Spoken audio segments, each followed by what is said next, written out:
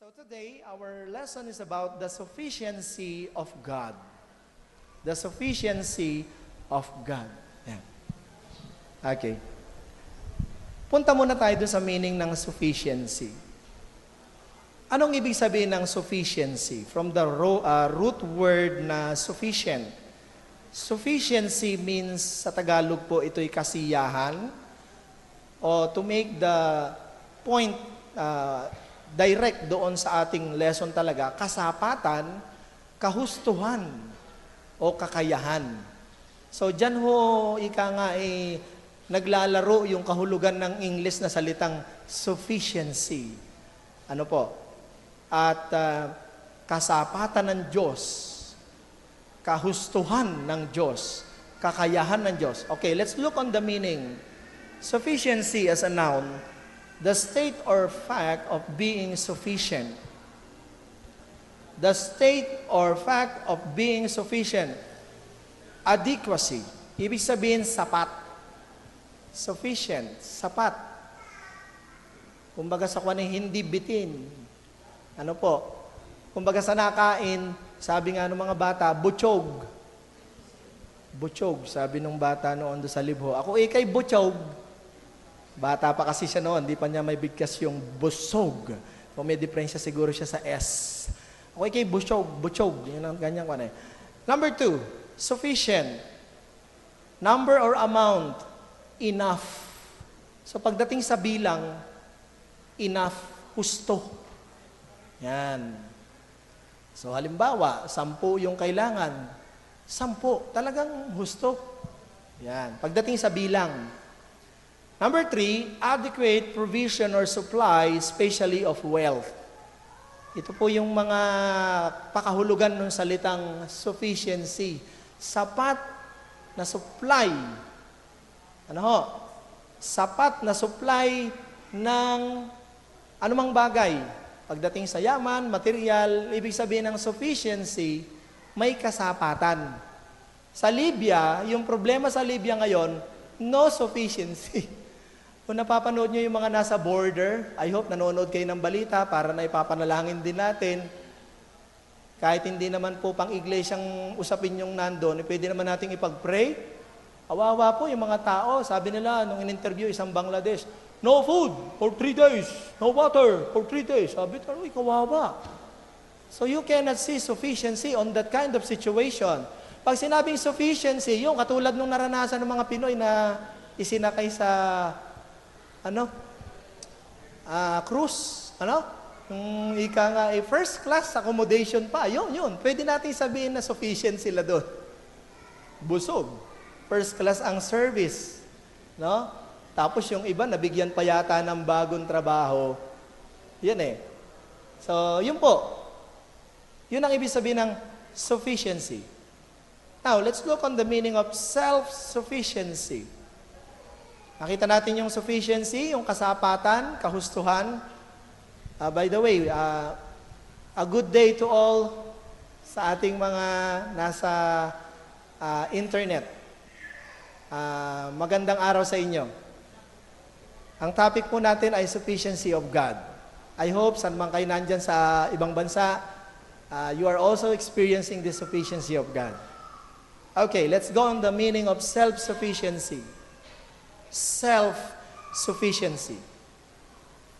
Pag sinabi pong self-sufficiency, autonomy, personal independence. Ibig sabihin, sapat siya sa sarili niya. Yun ang ibig sabihin ng self-sufficiency. Kailangan nating ilagay yung self kasi mamaya papasok tayo sa sufficiency of God. Ano ho? Bagaman hindi pa ho tayo doon sa God's sufficiency or the sufficiency of God, tinitignan muna po natin yung meaning nito. Self-sufficiency means meron kang personal independence. Ano ho? That person or that individual is independent. Pag sinabing independent, hindi niya kailangan ang anuman o sino man. Yan, ibig sabihin niya. May autonomy. Okay? Number 2, meaning of self-sufficiency. Self-sufficiency refers to the state of not requiring any outside aid. support, or interaction for survival. Ibig sabihin, hindi niya kailangan ng tulong ng galing sa labas para siya manatili. Ano ho? Para siya makapagpatuloy. Pag sinabing self-sufficiency, siya sa kanyang sarili ay kaya niyang manatili, ano ho? Kaya niyang mabuhay, ano?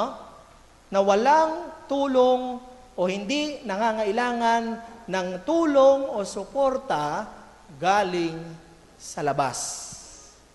Yan. Nasabi na self-sufficient. The condition of being self-sufficient, the ability to survive without outside help. Yan. The condition of supporting oneself without aid from others. Yan po yung ibig sabihin ng self-sufficiency. Hindi siya nangangailangan. Yun. Yun ang magandang term siguro doon. Hindi siya nangangailangan. Self-sufficient na siya. Kaya niya nang suplayan yung pangangailangan niya o hindi siya nangangailangan ng galing sa labas para tulungan siya. Yun ang ibig sabihin ng self-sufficiency. Okay. Naintindihan niyo po ba? Okay, dali-kidali din eh. Ang inyo palang kaisipan eh, malayod, nandoon pa sa tambubong. Asan ka ho? Naintindihan niyo na po yung self-sufficiency. Siya sa ganang kanya ay hindi niya kailangan ng suporta o tulong na galing sa labas. Ibig sabihin, siya sa kanyang sarili, kaya niya na mag-survive sa ganang kanya. Hindi siya nangangailangan. Yun ang ibig sabihin ng self-sufficient. At tiyak, hindi ho tayo yun. Kasi tayo yung halimbawa na talagang dependent. Tayong mga tao ang pinakamagandang halimbawa ng kabaligtaran ng self-sufficiency. Kasi tayo, kung walang tubig, walang pagkain, ako, physically, dedo tayo, sabi nga. Ano ho? So, kung walang tutulong sa atin, galing sa labas, tiyak, wala na tayo. So, kabaligtaran yon nung tinatawag na self-sufficiency. Yung self-sufficiency, kaya niya na magpatuloy, kaya niya na mabuhay sa ganang kanya. Yan. Okay, pasok na tayo sa God's sufficiency. Ito po yung ating lesson ngayon. God's sufficiency. Yan. Meaning number 1. Bakit number 1? Kasi may number 2. Okay, meaning number 1 of God's sufficiency.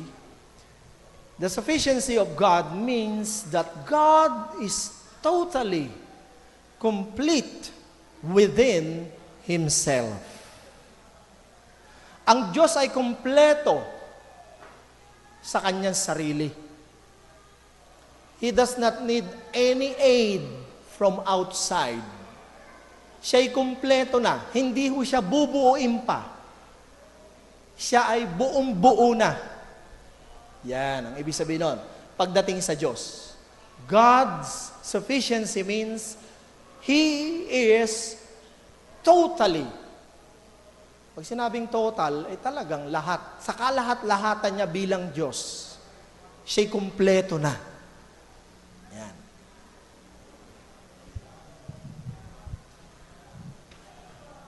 Meaning number 1A. Nasa ilalim kasi lahat ito nung number 1A. Hinati-hati lang natin.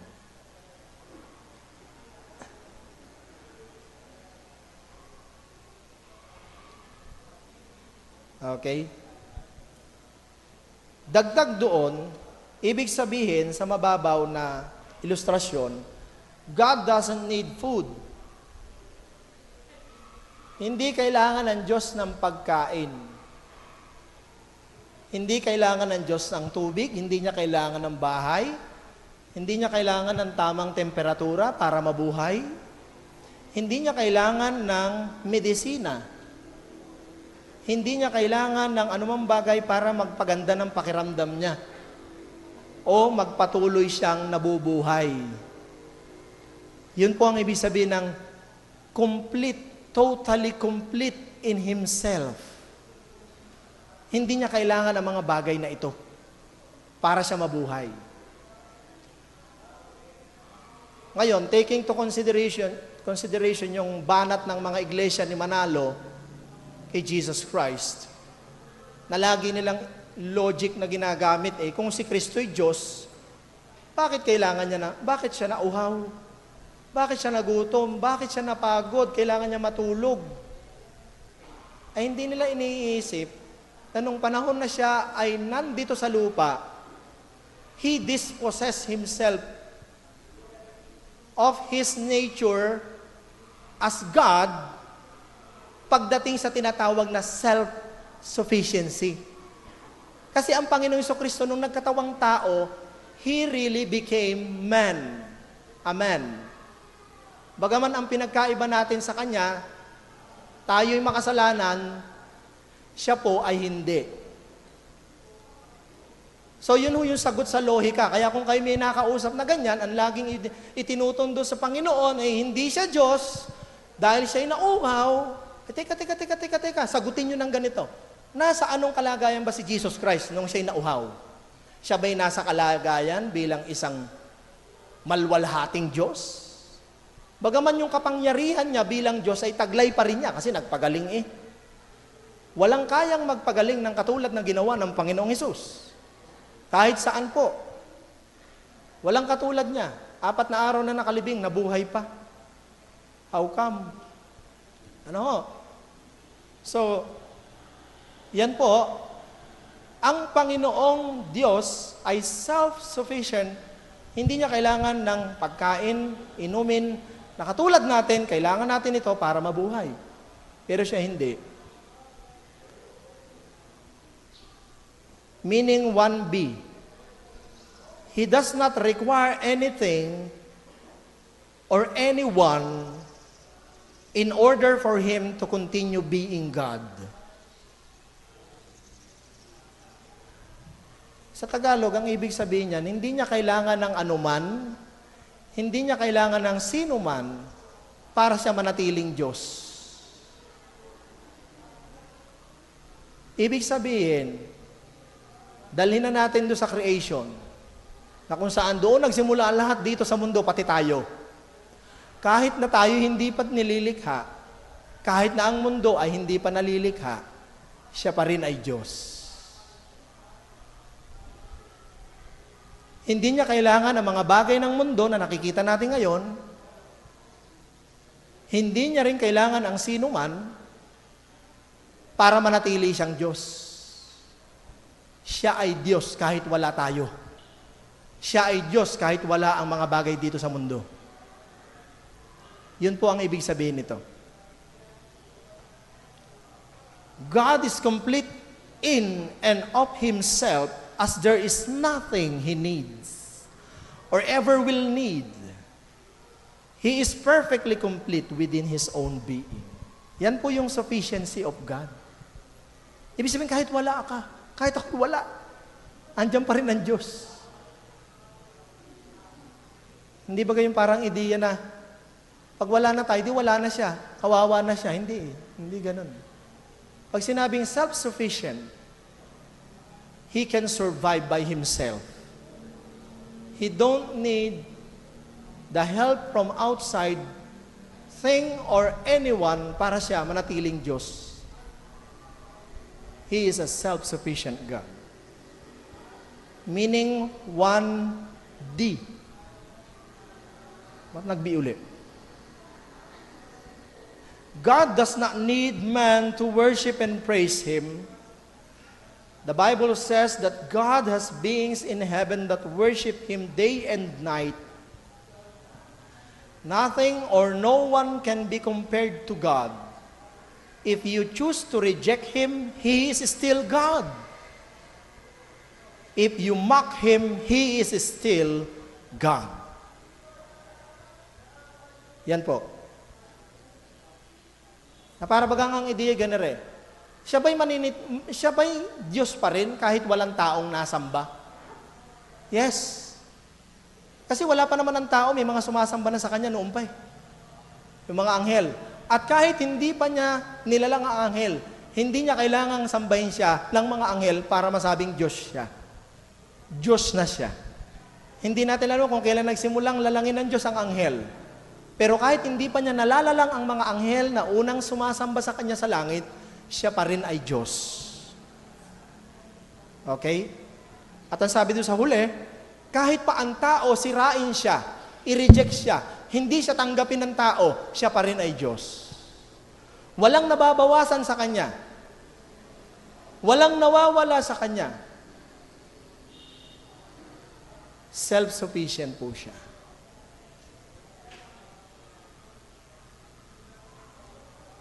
Okay, bago kayo magtanong, buksan muna natin ang Biblia natin. Mga Gawa chapter 17, nakaano po dyan sa English, pero buksan niyo po sa Tagalog para mabuksan naman natin ating mga Bible. Baka magtampo eh. At tignan po natin sa Tagalog po ang pagkakasabi dito. Ito po ay mula talatang 22 hanggang 29 nang si Apostol Pablo ay napagkalooban na mangaral sa harapan ng mga Griego sa Areopago. Ano po? At dito po ay siya ay nangaral. Meron po siyang binanggit dito sa verse 22. Mga Gawa 17, verse 22.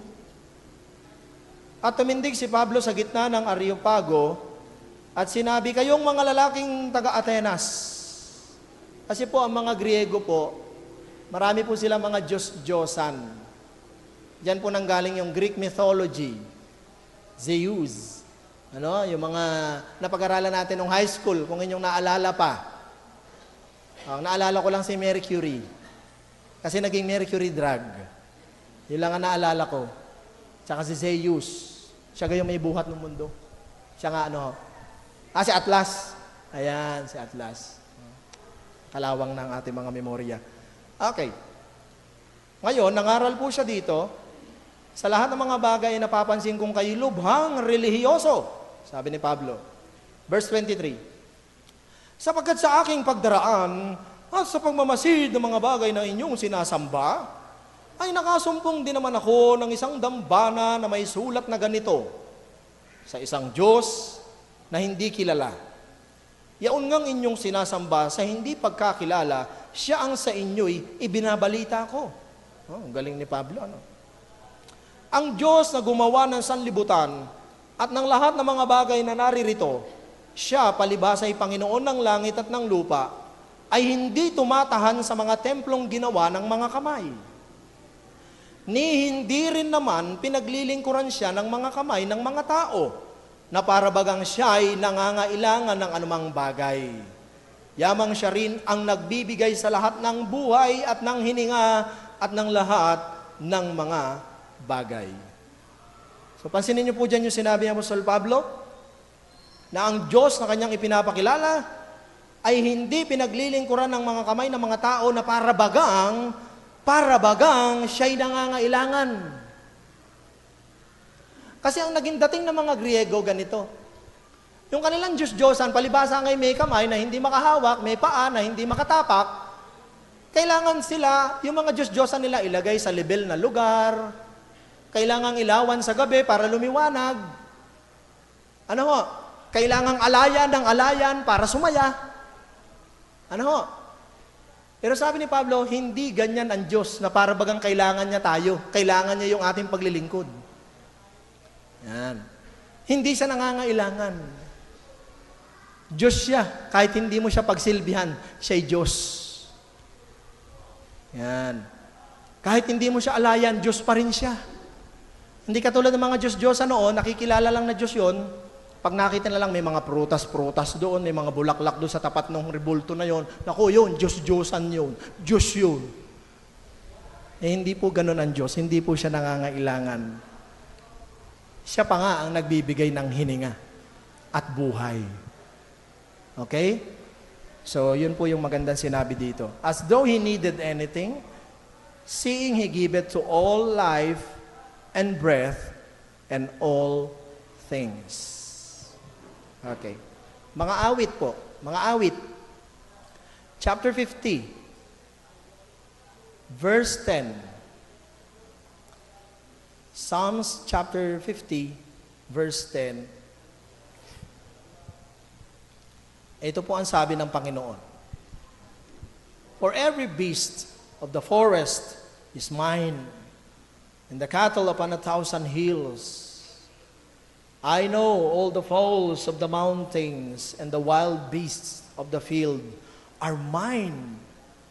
If I were hungry, I would not tell thee, for the world is mine, and the fullness thereof. Will I eat the flesh of bulls, or drink the blood of goats? Offer unto God thanksgiving, and pay thy vows unto the Most High. And call, yan, dire-diretso po yan. Ano daw po? Sa Diyos po ang lahat.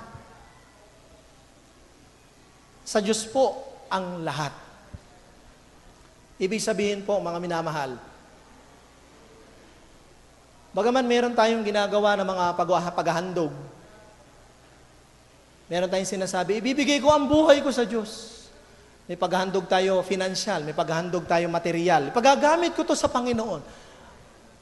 Huwag nating iisipin na para bagang kailangan niya ng Diyos. At kung hindi mo ibibigay ang iyong ibibigay, wala na siya. Hindi po ganun eh. Pag sinabing sufficiency of God, yes, we can give.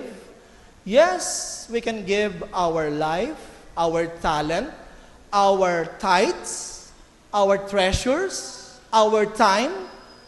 But God doesn't need those things. Hindi kailangan ng Diyos yan para siya maging Diyos. He is God kahit hindi mo ibigay yan. Yun ang ibig sabihin ng sufficiency of God.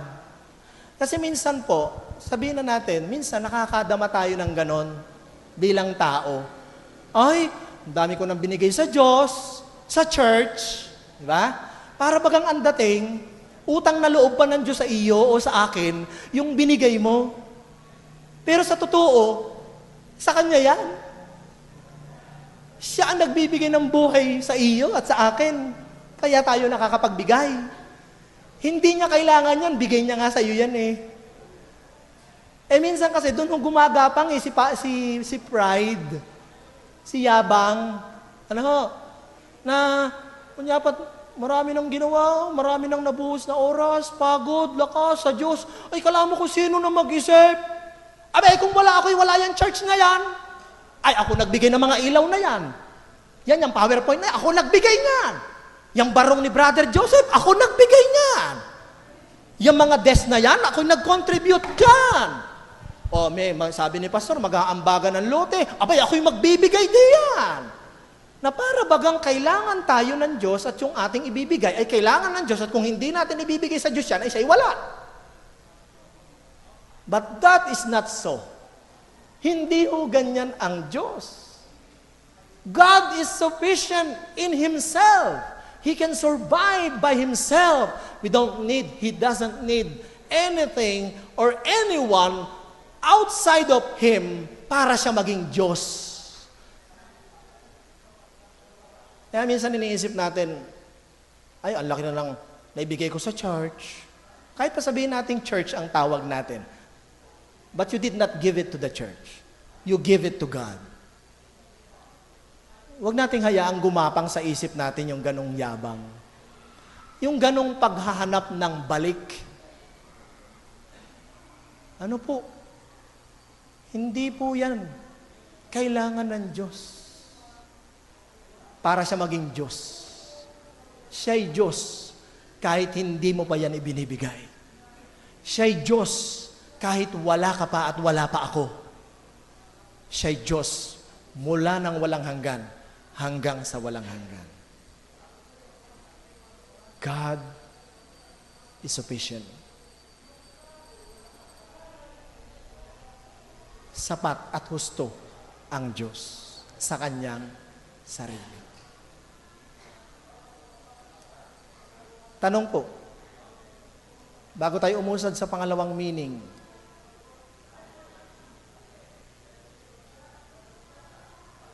pasok tayo sa pangalawang meaning. God's sufficiency, meaning number 2. Kasapatan o kahustuhan ng Diyos. God is independent and thus according to His own will. God is independent and thus according to His own will. Ano pa yun nando sa Daniel? Buksan natin. Daniel chapter 4. Verse 34 and 35.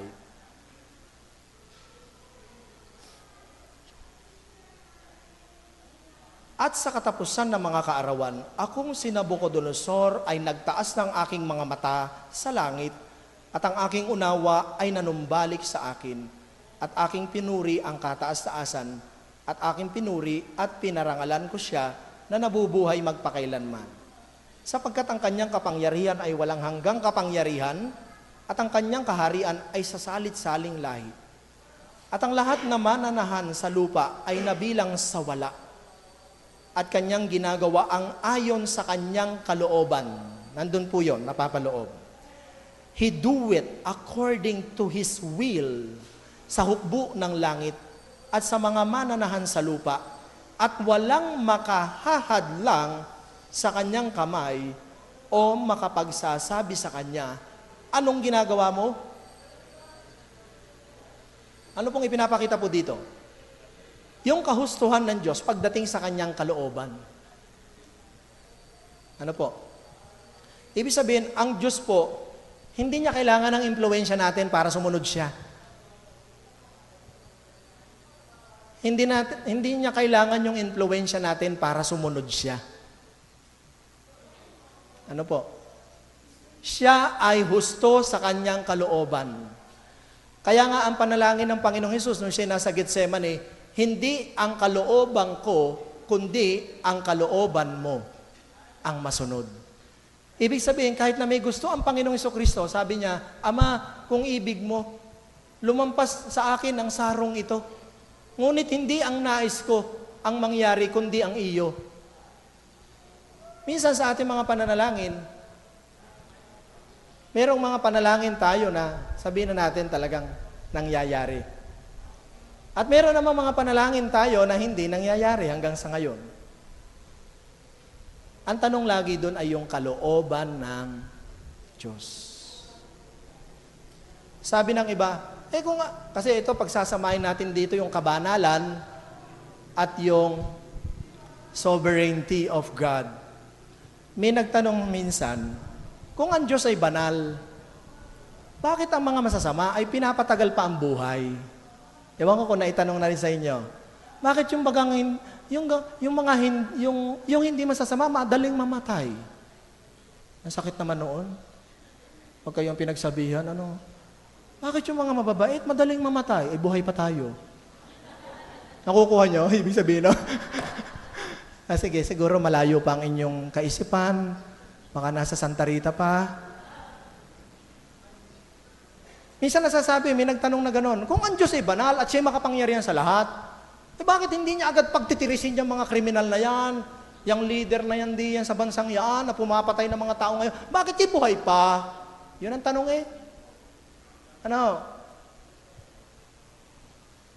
ang sagot naman doon, maalam ka pa sa Diyos. Maalam ka pa sa Diyos. Parang ganire, puntahan na natin yung kay Adan at kay Eva. Bakit ang Diyos ay naglagay pa ng prutas doon na ikasasama? Yun ang tanong bakit hindi na lang inilagay yung puro lahat yung magaganda? Ibig sabihin bagay nagkamali ang Diyos. Kung kayo ay teacher, paano nyo malalaman na magagaling ang estudyante nyo? Matapos mong turuan, gano'n na lamang. Ang gagaling nyo lahat kayo perfect. Paano mo malalaman na siya ay may natutunan? Testing. Ikaw bilang anak, bilang ama, magulang, paano mo nalalaman na ang iyong anak ay masunurin? Utusan. Ayun ang paraan niya eh. Diba? Oh. O bakit pinatatagal pa yung masasama? Bakit hindi agad dikdikin ng Diyos? O, puntahan na lang natin yung nangyari sa Panginoong Jesus. Di ba ka? Sabi nga sa talata, pwede niya suguin ng isang anghel, patay lahat yun eh. Isang anghel lang eh, 180,000 na tao patay sa isang anghel. Nung tagpo na yun sa Kalbaryo, wala pang 1,000 wari ko yung tao dun eh. Pero hindi ginawa ng Panginoon, nasuguin niya yung anghel niya na isa para patayin yung mga gustong pumatay sa kanya. Kalooban niya yun eh. Hindi nababawasan ang pagka-Diyos niya doon. Siya'y Diyos, siya'y merong kanyang pagpapasya. Siya'y husto sa kanyang pagpapasya. Okay? Tayo lamang minsan yung laging naangal. Parang yung ilustrasyon ko nga sa inyo dati, nag-abroad o nag-a-apply. Aba, ay hagyana na i-anunsyo ang kanyang flight. Ay di tuwan-tuwa, gayak na, lahat na. Punta sa airport. Abay pagdating na-cancel. Ay di himutok na himutok sa Diyos. Allah naman, 5 taon lang nag-apply, ngayon na nga lang makakaalis. Canceled pa. Galit na galit sa Diyos. Sa tadhana. Aba, ay kinabukasan may balitang lumabas. 747 bound to Taiwan airplane. Nag-crash. 360 people died. Abay, nung mabalitaan nila, laking pasalamat pa eh. Naku, salamat na lamang at ako hindi kasama doon. Nagpadispedida pa. At hindi natuloy. Ano? So yun eh. God as our sufficient God, even in His will, He is independent. Tayo, dependent. Ang Diyos, independent. Kaya nga binigay ng Diyos sa atin yung salita niya para siyang ating maging salalayan ng ating pagpapasya sa buhay. Pero ang Diyos, hindi niya kailangan yun. Hindi nga siya nangangailangan eh. Kahit sa kanyang pagdidesisyon, meron siyang kanyang kaloobang, kanyang sapat at husto. Si Jonah. Di gugunawin sana ng Diyos yung Ninive. Aba, nung iurong ng Diyos yung paggunaw naghimutok si Jonah Panginoon, nakala ko bagay yung mga magsasamba na yung mga suwail sa iyo at mga hindi kumikilala sa iyo yung gugunawin. Ay maalam ka pa sa Diyos. Ibig sabihin ba, kayo kayo nagkamali. Ako'y sinugo nyo at gugunawin nyo tapos ngayon inatras nyo Ano po? Minsan ganun Para bagang may mga pangyayari minsan sa buhay natin na meron tayong pagtingin na ang Diyos yata'y mali doon. Hindi dapat gayon Hindi tayo na may alma agad. Alma agad tayo. Hindi dapat gayon Hindi gayon. Parang kami nung mabangga, nagkasakit kami. 1 linggong, hindi makalabas kaming mag-ama. Binisita kami. Yung sasakyang bumisita sa amin, yun ang sinakyan namin pabayan at papasok na kami. Abay, pagdating sa bulbok, inabangga biyak ang mukha ng aking anak Ba't gagayon? Ay, wala akong karapatan na tanungin ng Diyos doon. Siya'y sapat sa kanyang kalooban. Abay, kami na may nanalangin Ano yung panalangin namin? Panginoon, kami po inyong iingatan. Pero alam nyo, kahit nabangga kami, nandun pa rin yung pag-iingat ng Diyos. Bakit? Kasi gasolina yung aming sasakyan kung yung sumabog, di wala na kami. Kaya pasalamat pa rin kami, Panginoon, salamat. Kaya nga yung aking anak nung makita niyang duguan yung kanyang mukha, Umiyak. Sabi ko, nag-iisip ako, ano bang aking gagawin din sa aking anak na rin para tumahan? Isa lang ang naalala ko, God is good all the time. Yun lang ang sabi ko sa anak ko, anak, habang karga-karga ko siyang duguan, yakap-yakap ko siya, anak, God is good all the time, anak. God is good. Yun, ang masabi ko yun, maya-maya humupa na yung kanyang pag-iyak. Maya-maya na may pumarang na sa aming owner, na yung driver nervyos din. Ano ngali-ngali ko nang agawin yung manibela. Basahin niyo ko kaming dalhin sa ospital. Abay, pagdating sa Kaydoy traffic, abay, ako'y bumababa. Utoy, diyan ka muna. Ako'y nag-traffic pa dun eh. Maya, sakay na tayo. Pagdating sa ospital, isa't kalahating oras pa kami nagantay sa doktor. Dahil ang tawag daw ay doctor on call. Dati yata'y wala pang text. Ay, nandun lang si Utoy, nakahigang daw na. Asa nagaan doktor? Wala pa eh. Alam ako magwala doon. Nandun dito! Kahit baga ako magwawala doon, kung wala ang doktor, ano magagawa? At kung may doktor doon, baka doktor wakwak. Yain na, hintayin ko na lang ang doktor. Wala din naman. Yung gang sugat na yun, may ibabalik ko pa. Hindi na di maghintay. Kung pupunta naman sa private, private price. Yain na, yun na may sinulid pantahidi naman ang gagamitin Gayon din naman, yung gang pagtahidi yan mawawala ang gitak. Gayon din naman Dito na. Katipid-tipid. Kung ako bagay magtatanong, kung bakit gayon na nangyari, di maraming pwedeng itanong. Pero husto ang Diyos. Husto ang Diyos maging sa kanyang kalooban. Oo. Okay. Talata. John 5:26.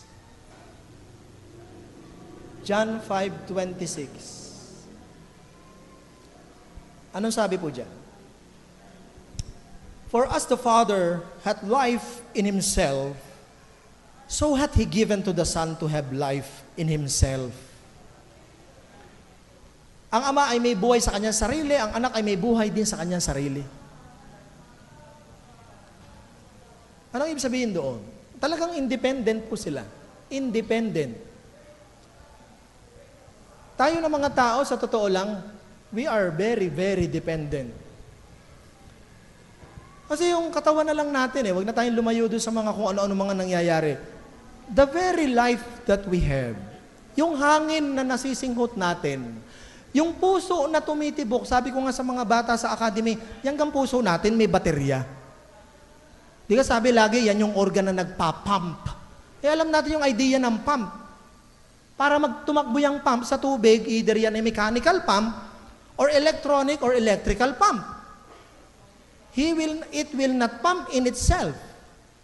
Pero yung puso natin, hindi nyo ba nakikita na may malaking milagro na nangyayari sa ating katawan? Oo. Wala yung baterya, hindi yan chargeable. Wala yung connection sa kuryente, di yan na isasaksak mo para tumibok ang puso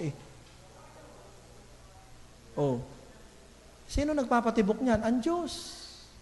Kaloob ng Diyos. Kaya nga kung kaloob ng Diyos na talagang tayo bawian na ng buhay, kahit ikay nakaupo ngayon, di yan. Kung talagang kukuhanin niya na yung buhay na yan, wala tayong magagawa We are dependent, but God is independent. He is independent in His will. Kaya nga alam niyo mga kapatid, biyaya talaga na tayo buhay pa ngayon. Kung kayo po sumamba ngayon na walang pera, o kayo ay sumamba ngayon na punong-puno kayo ng problema, meron kayong napakalaking dahilan para magpurit magpasalamat. Una, dahil siya ang ating Diyos na nagbibigay ng buhay sa atin. Kung hindi mo may pagpasalamat ang mga nangyayari sa buhay mo dahil matitindi, napakalaking bagay na ipagpasalamat. Panginoon ko at Diyos ko, salamat at kayo ang Diyos ko. Kayo ang bumubuhay sa akin, Panginoon. Hindi kayo nangangailangan, ako ang nangangailangan.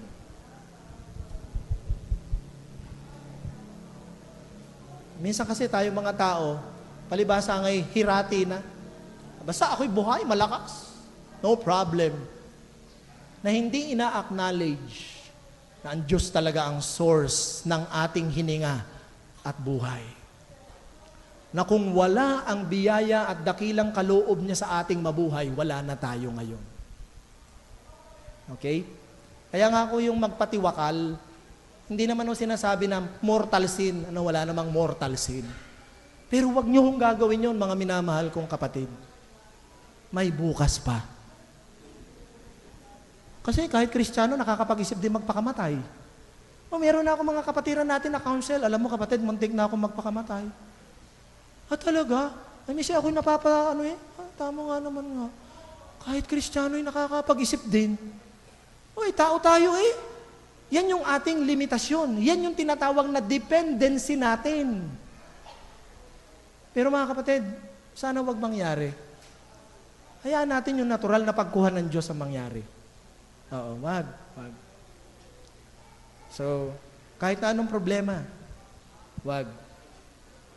Habang may buhay, may pag-asa. Tanong po. Sige, kapatid.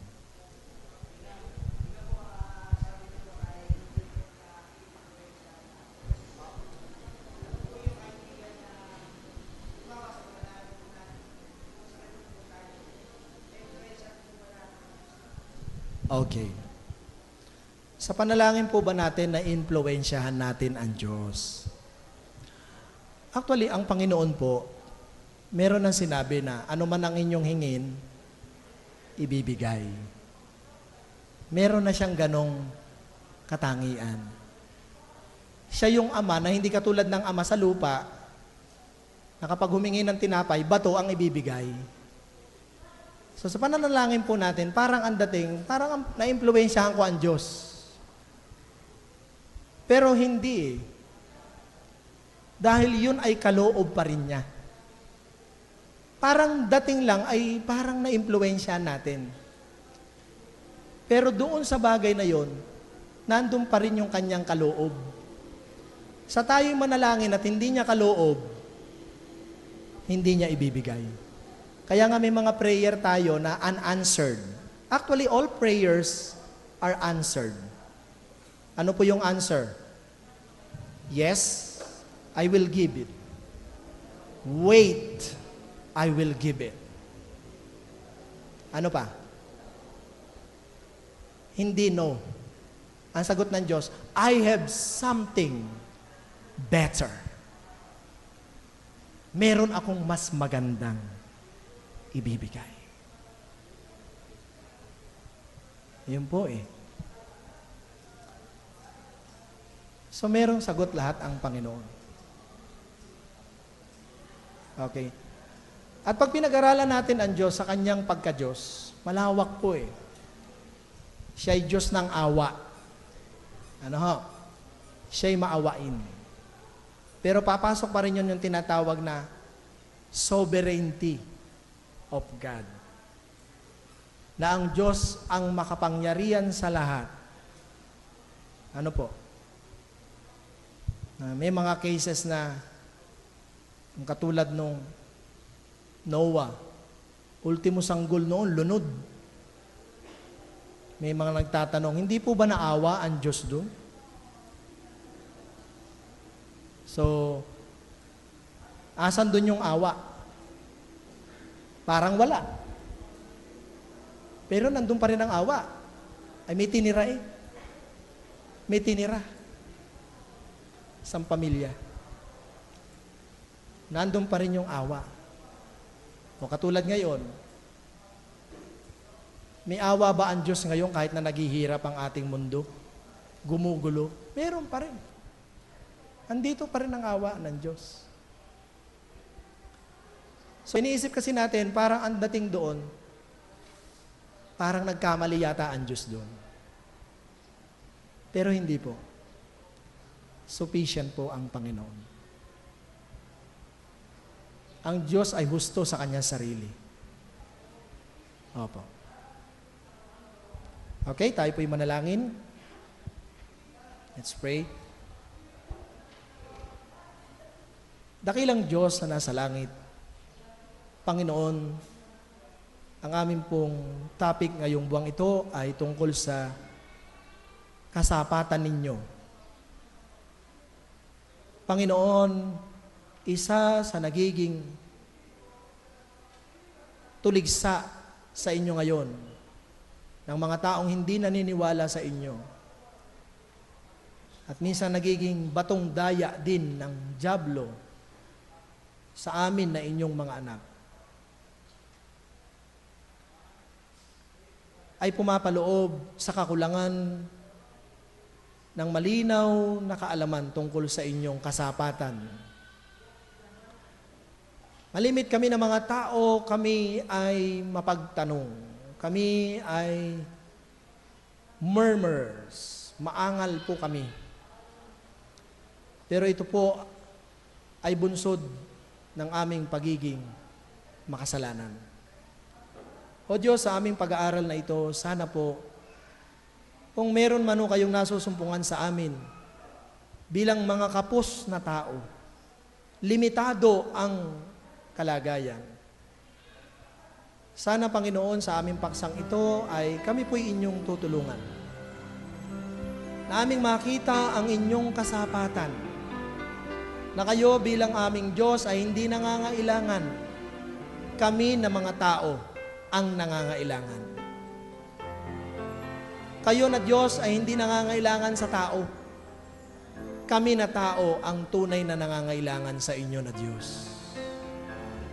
Sana po sa aming paksang ito, una, makita namin ang aming mga sarili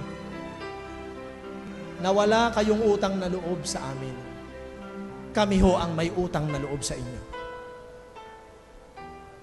Ayusin niyo po kung meron manong nakatira o maaring daya ng kaaway sa aming puso, na para bagang ang kaisipan ay kami ay nakapagbigay ng pabor sa inyo.